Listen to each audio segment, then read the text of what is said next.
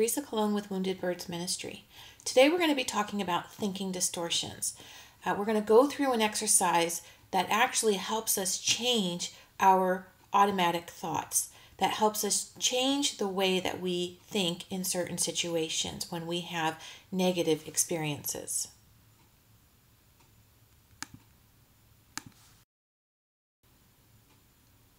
We're going to do this by using a worksheet that I have put together, and that's available on the website at www.woundedbirdsministry.com. You can sign up to receive the workbook there. It will include 14 common thinking distortions as well as the exercise you're going to see as complete today. So briefly, what is a thinking distortion?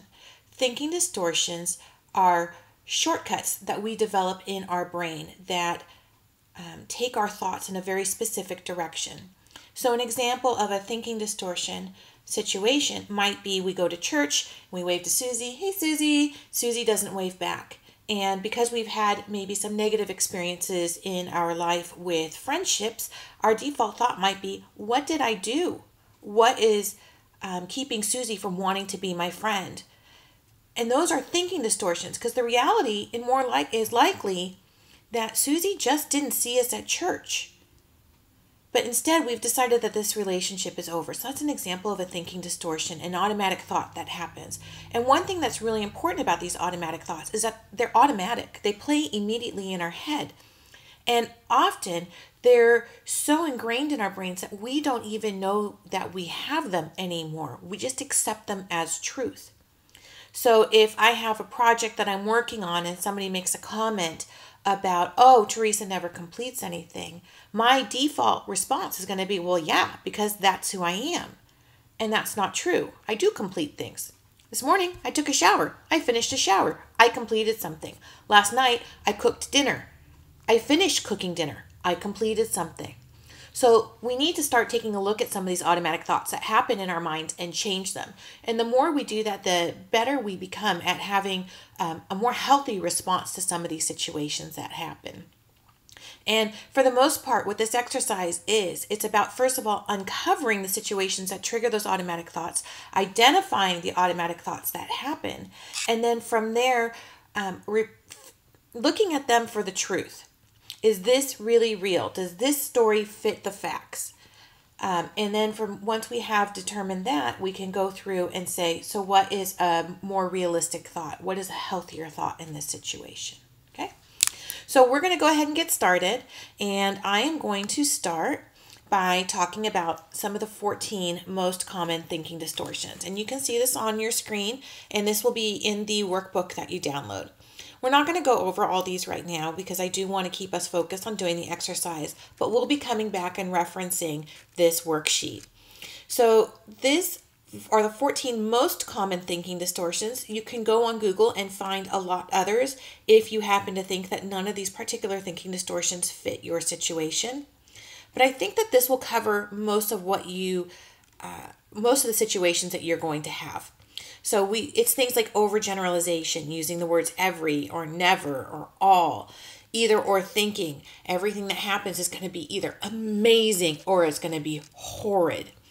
So here are just 14 of these. And as part of this list, what I've put together here is I have put together not only the name of the thinking distortion, but also a way to understand if this is what you're looking at, followed by some examples. These are phrases that you might hear in your head as you go through the automatic thinking and pulling those thoughts out. These are maybe some of the things that you'll find. And if you start to see these types of things on the paper, some of these examples, then you can say, oh, I think this might be overgeneralization. If my default thought is no one likes me, well, there's a no one. This must be overgeneralization. So let's go ahead and dive into the exercise. Oh, wrong way. All right. So this is the worksheet that you'll receive when you go to my website and sign up for it. What we're going to do here is we're going to start by identifying the situation. So let's use an example, okay? One example is, let's say I'm on the freeway and I'm driving and someone flipped me off, okay? I'm going to apologize up front. I'm a loud typist. you're going to hear it, and I apologize for that. I know so many people who are quieter typists. It's just the way I am. All right, so someone flipped me off while I was driving. That happens, right?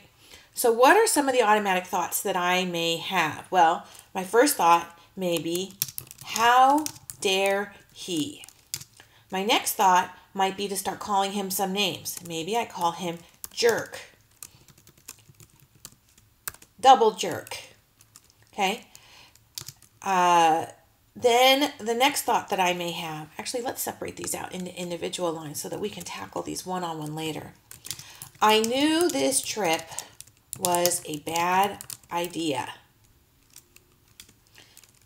What will this guy do next? This might be my next thought, right? What will this guy do next? Drive us, I can type, I swear. Drive us off the road and kill us. Maybe I have my family in the car with me. So we look at these and we go, oh my gosh, okay, so these are some of the automatic thoughts that we have. How dare he? What a jerk. I knew this trip was a bad idea, and what will this guy do next? Is he going to drive us off the road? What's going to happen? So what are we going to start to focus on? Let's start with just picking on one. Let's start with I knew this trip was a bad idea. Okay, so I knew this trip was a bad idea. So as we've identified those automatic thoughts, what moods or emotions are we now experiencing?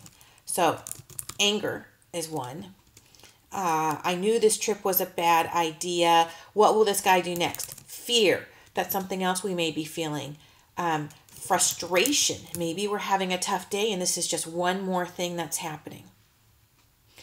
So as we kind of start to identify what those emotions are or what those moods are that we're experiencing as a direct result of this situation, this trigger, we next want to start to identify what are the physical sensations that we're feeling in our body when this situation happens.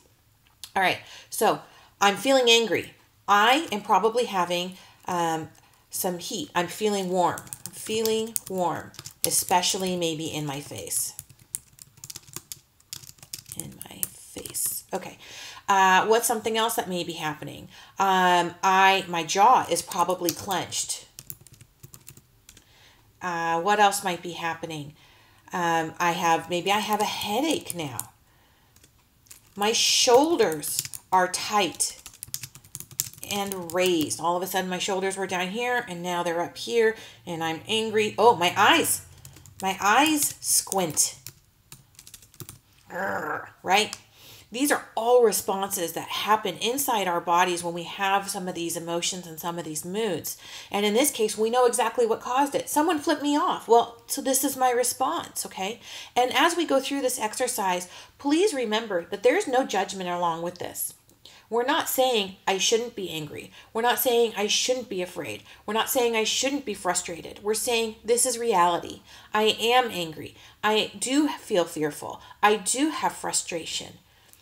As we name these things, as we take the judgment off them, we can start to look at them more objectively, and that really helps us with the changing our thoughts process. So no judgment. We're just marking this stuff down. All right, so after we've identified what the bodily distortions are or the bodily experiences are that we have when this situation happens, we now want to identify some of the thinking distortions that exist. So one thing is now we're feeling controlled. Okay, if we go back to our common thinking distortions, we look at feeling controlled. When we feel we don't have the ability to change, influence, or control the situation. That sounds like this. I can't change this. This guy flipped me off. So what's another thinking distortion? Well, let me take a look here. Name calling. Now this is calling yourself names when something goes wrong, but it can also be calling someone else things, right? So we called him a jerk earlier. We don't actually know if he's a jerk, but we sure did call him one. So we know that labeling and name calling is in here. Name calling is when we're not talking specifically about a behavior, but when we are just immediately labeling something. What will this guy do next? Drive us off the road and kill us. So we're doing two things with here. We're fortune telling. We know what's going to happen next. This guy's going to drive us off the road and kill us. We're also doing catastrophic thinking. We've gone from somebody, flipping us off to all of a sudden we're dead on the side of the road with our family. That's catastrophic thinking. So let's write those down. So we're labeling and name calling. We are doing some catastrophic thinking. We're fortune telling. And let's go back up and let's make sure that we've got everything covered here. What are some of the other thoughts? Let's see here. We're also doing some worth comparing, I think. So let's come back. Does worth comparing worth here? We have to be as good as those around us or we are no good at all. Geez, I kind of think that fits in here because one of the things that we're thinking is how dare he?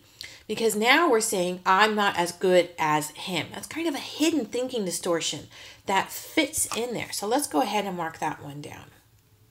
And as you go through these, you may find that there are a lot. You may find that there's only one or two. Your experiences are going to vary depending on what the situation, what the trigger is that you are exploring, and what the automatic thoughts are that you are having. Okay?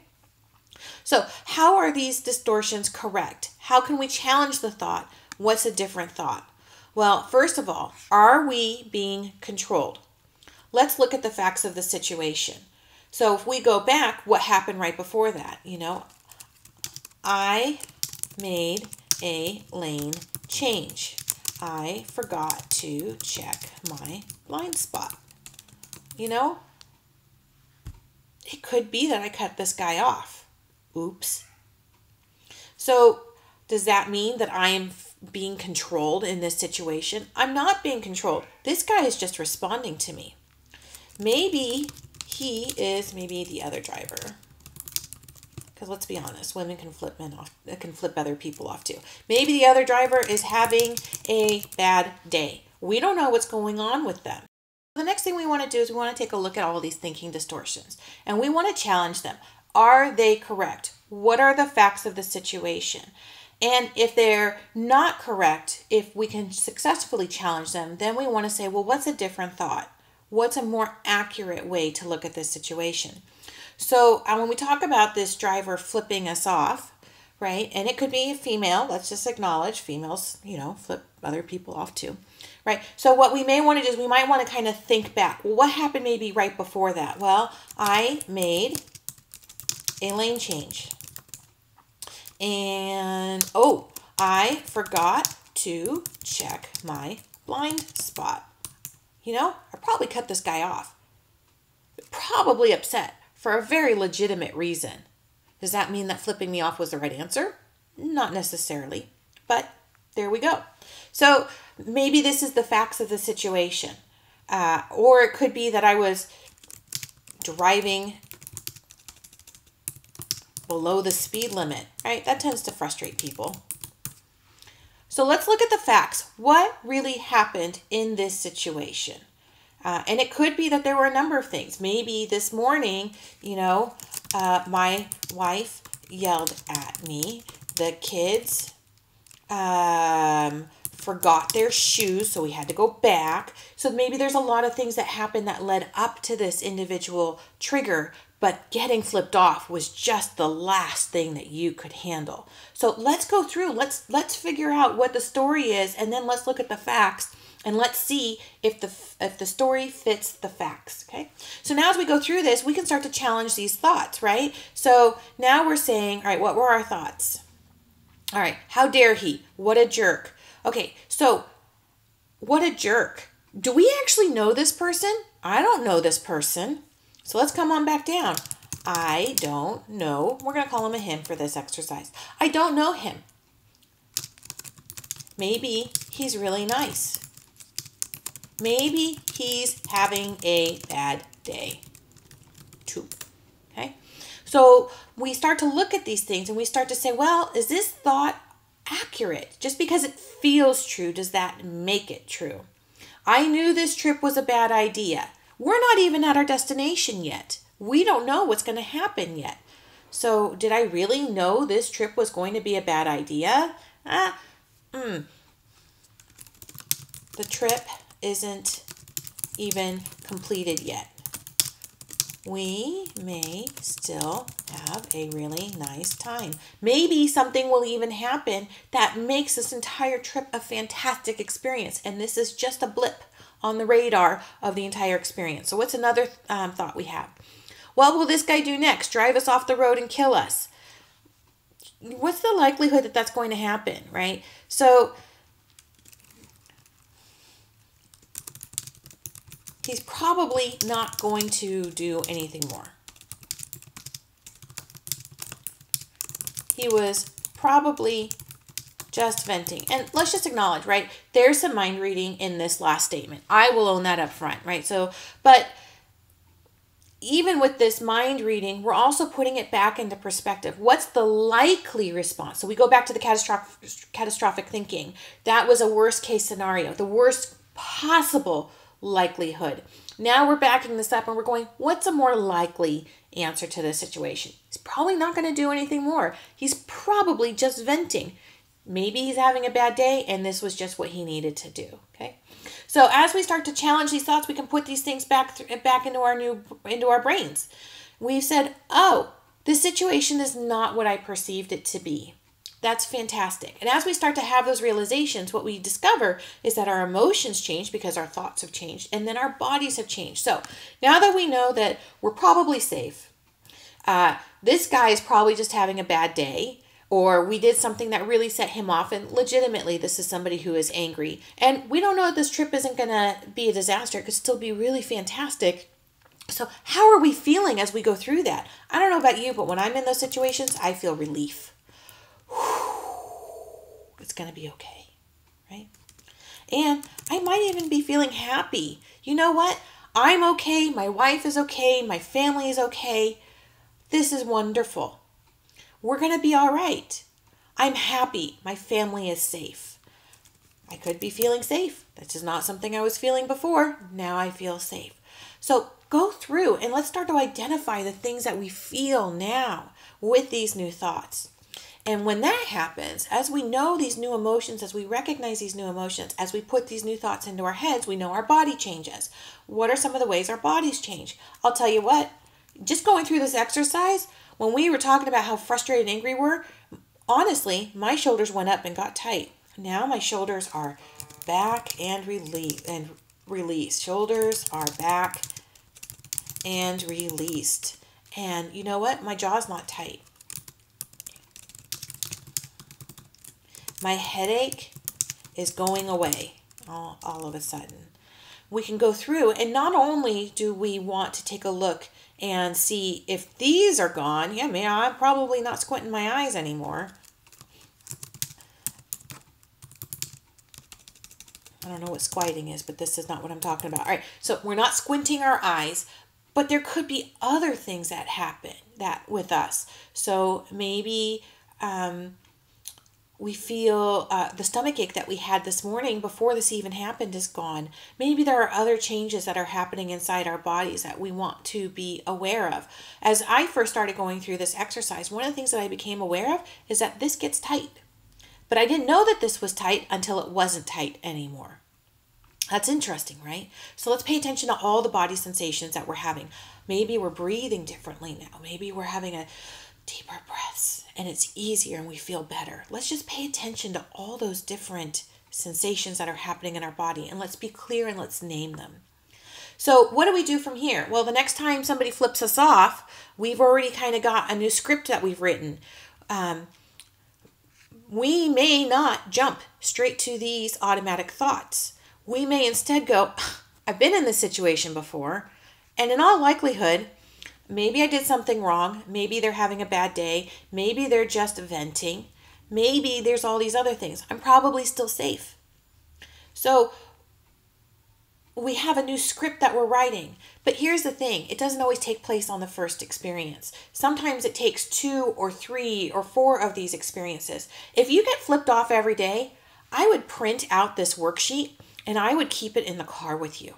Honestly, I would keep it in the car with you. And then the next time you get to the red light, I would pull it off and I would say, yeah, somebody flipped me off.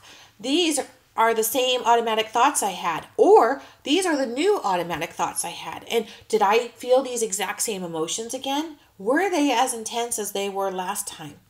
Are these the same physical sensations I had, or are there new ones, or are there different ones?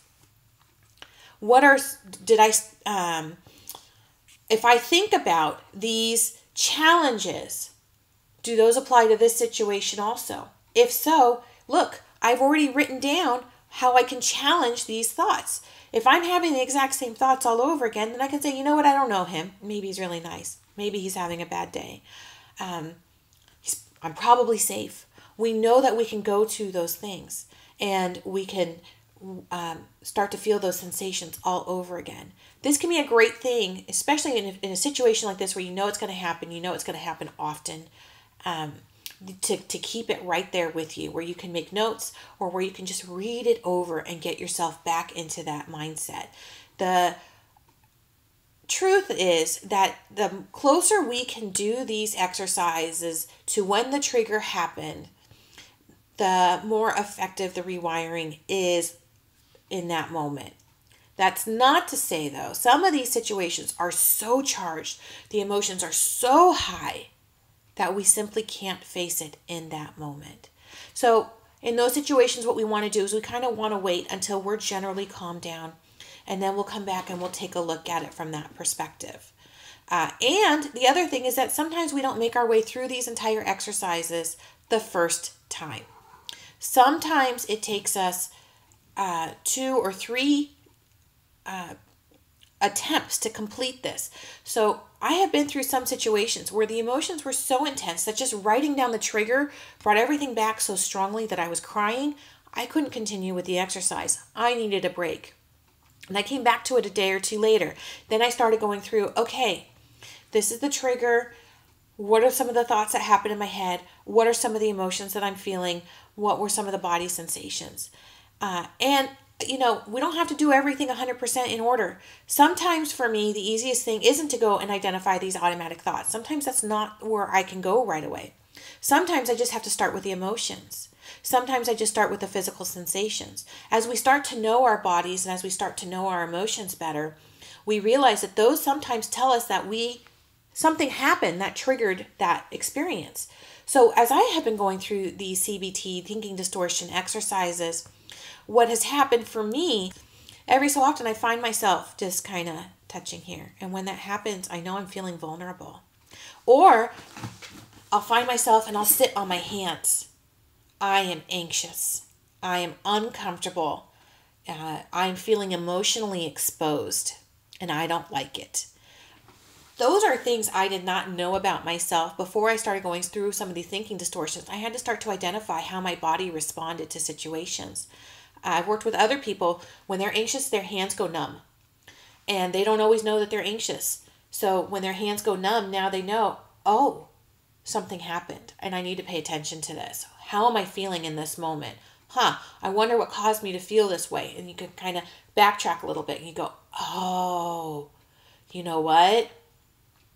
My boyfriend said that he may not get that overtime shift this week, and now I'm nervous about money and I'm nervous about paying rent.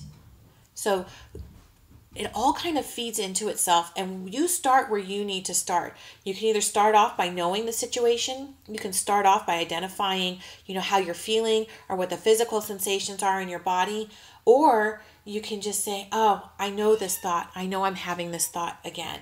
Okay. So should we work through a second one? Let's do that. All right. I'm putting my cheat sheet up. So let's do a different situation. We're going to take this in completely a different direction. And we're going to talk about how we went to a party and we were having a great time. Then one of our friends says, Katie is such a homebody. So here we are. We're at this party. We're having a great time. We're in a little group of people. We're uncomfortable in this situation anyway because we don't really necessarily like parties. And, Janie is chatting and she goes, oh, yeah, Katie is such a homebody. We never see her out anymore. That's a trigger. So what are some of the automatic thoughts that we may have? We may start to think, Let's put this on a new line. No one thinks I'm any fun.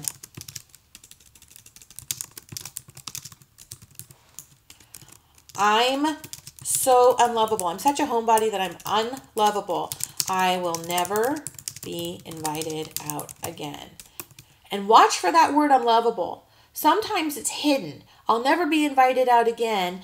I don't have any friends. Nobody wants to date me. A lot of times what's really underwriting those automatic thoughts is I'm so unlovable. So be patient, because sometimes we have to go through these exercises a few times and say, well, I know I'm going to be invited out again, but why am I still feeling like this? What else is going on? So be okay with peeling the onion and doing it one layer at a time to get to really some of the core thoughts that are that exist underneath all those other thoughts. I'm so unlovable. I'll never be invited out again. What moods or emotions does this thought raise for me? Well, no one thinks I'm any fun. I feel disappointed. Right now, I may be feeling frustrated. I may be thinking I can never have fun at a, well, that's a thought. I may be feeling anxious. What's everybody else thinking about me? Those are some of the emotions that we may be having in this particular situation. And how does that represent itself? Well, my stomach may hurt. My heart rate may go up. We talked earlier. My hands may go numb.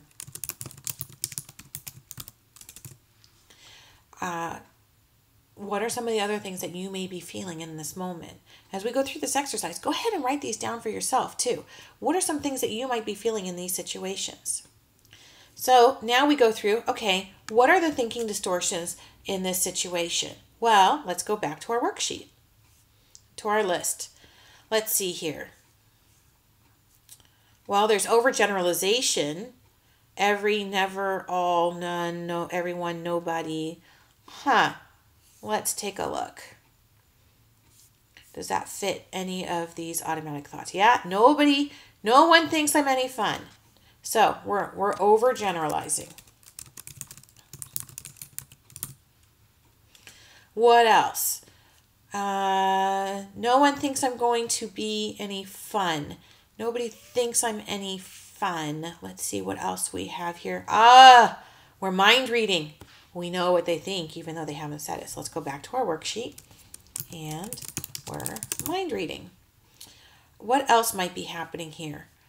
No one will ever want to be my friend. We're fortune telling. Fortune telling. And maybe there's something else here. Let's go back and take a look at this. I'll never be invited out again. Definitely we're fortune telling. No one thinks I'm any fun. I'm so unlovable. Is there one for that? Let's kind of go through here. Let's see. We're comparing worth, feeling controlled, perfectionism. That doesn't necessarily apply here. Focusing on the negative. Focusing on the negative. Everything's been great about this party until we hit this point. And now for the rest of the night, this is all we can think of. And when we think back about this party, this is all we can think about. So we're focusing on the negative. And let's see if there's anything else for that unlovable thought. Thinking feelings are facts. I'm unlovable. That's no longer a feeling. That's now a fact. That's one of the ways that we characterize ourselves. One of the ways we identify ourselves. I'm the unlovable one. So let's call that out. Thinking feelings are facts. So are these distortions correct? How do we challenge this thought? What's a different thought we can put into place? Well, let's see. Now that we know that no one thinks I'm any fun is overgeneralization, and that we're also mind reading, we can say, well, am I a homebody? Okay, so here's the truth. I don't go out a lot. I get nervous in new situations, and that's a party. Parties are new situations. So, okay, does that really mean that no one thinks I'm any fun? You know what? No, because I still get invites. I still get invited out. Maybe not as often as I would like, but I do still get invited out. So somebody thinks I'm fun. This is not a pity party. I got invited to a party. This is going to be awesome. Somebody invited me out for coffee. You know, when we get out and we start being with our friends again, even going for coffee, we may have some serious conversation, but I bet you anything in there is going to be a giggle or a laugh or a something, and those are fun. So I still get invited out. Someone thinks I'm fun.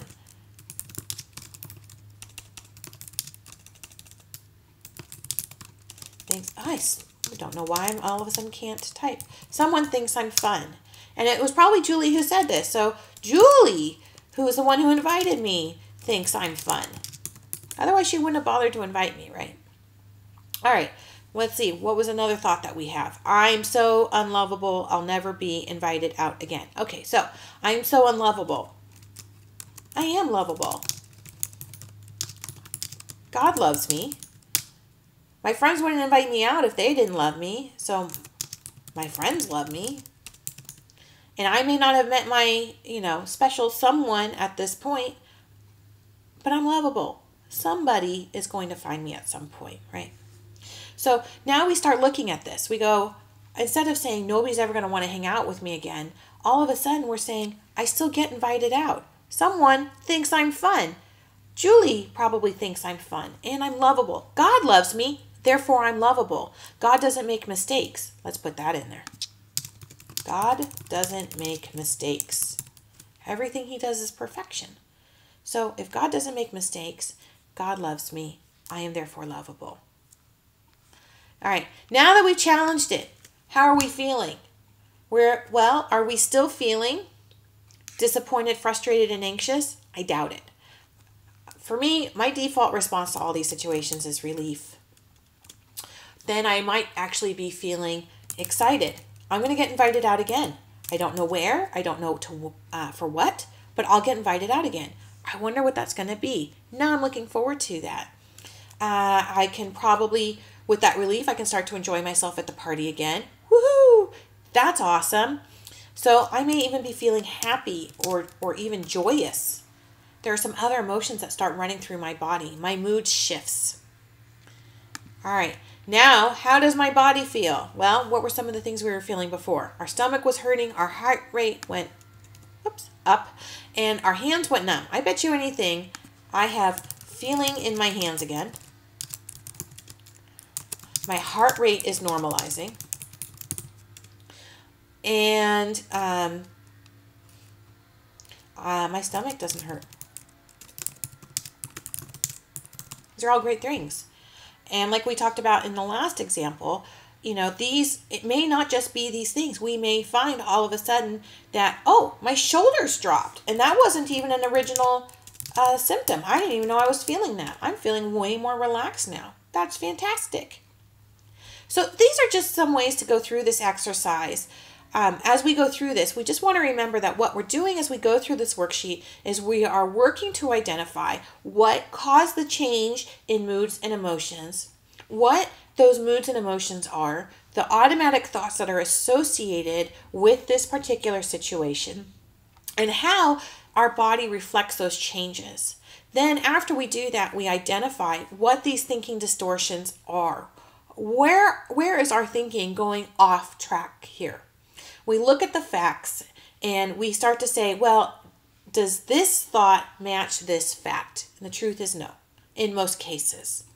So we go through, we challenge this thought, and then we start to replace it with new thoughts. I still get invited out. Someone thinks I'm fun. This trip isn't over yet. I bet we're going to have a good time. God loves me, therefore I am lovable. We start to put new thoughts into place. And then we identify, how are we feeling now? How does our body feel now? What are the things that happen as we start to eliminate these thinking distortions, as we start to learn how to challenge these thinking distortions? So I want to kind of end this video here on a note of encouragement. First of all, write it down. Don't just look at the questions and think your way through it. There's a lot of value in writing these responses down, not least of which is the fact that it becomes portable and you can carry it around, and if that situation happens again, you can pull it right up and look at it. it helps change our thinking as we really go through. Writing is very powerful in terms of its impact on our brains. So please, please, please write this down. Number 2, don't expect change to happen the first time, or even the second time, or even the third time. Depending on how deeply ingrained some of these automatic thoughts are, how deeply ingrained these thinking distortions are, it may take us a bit to start to work our way through these. Be patient. Don't expect change overnight. It may happen. It does happen in some cases, especially when we're dealing with situations that are a little bit milder and maybe not as intense for us. I am unlovable. That's usually a really, really deep thought, a really, really deep thinking distortion that lives inside our bodies. I wouldn't expect that one to go away the first 2, 3, or 4 times that you challenge it. But what I would expect is maybe after the 4th time it happens, because that's one of those thoughts that, it lives with us. And so it's kind of always underlying that tape that's playing in our heads. I would expect us to go, there's that thought again. That is what I would expect. So you can start to notice these thoughts as they happen because they become less automatic. We become better tuned in to what is running through our brains. So be patient.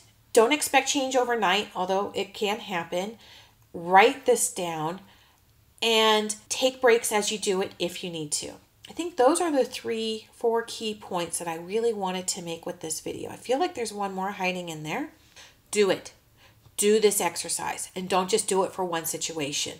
Do it for every situation where you notice that your body or your emotions or something is an unhealthy response to a situation, a response that you want to change. So do this exercise. Don't make this a one and done. Keep going through this. And I promise that as you go through this and as you do these exercises and keep having patience and repeating it, you'll start to see a change. And I think you're going to love what you see. So I'm Teresa Colon with Wounded Birds Ministry. Thank you so much for joining us today as we went through this exercise on thinking distortions and how we can change our thoughts. I wish you the best.